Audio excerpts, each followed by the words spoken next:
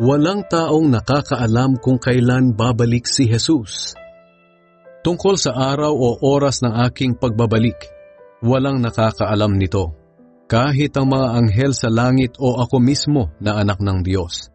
Ang Ama lang ang nakakaalam nito.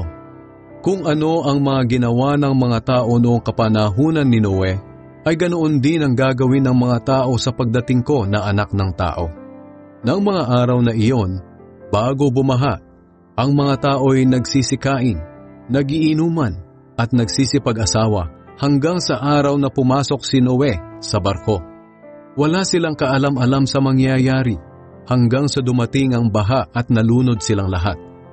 Ganyan din ang mangyayari sa pagdating ko na anak ng tao.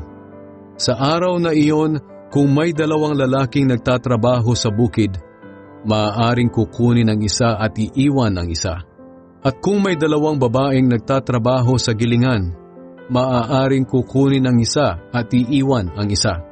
Kaya maging handa kayong lagi, dahil hindi ninyo alam ang araw o oras ng pagdating ng inyong Panginoon.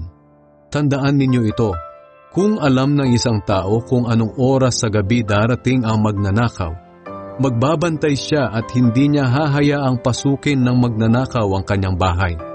Kaya maging handa rin kayo, dahil ako na anak ng tao ay darating sa oras na hindi ninyo inaasahan.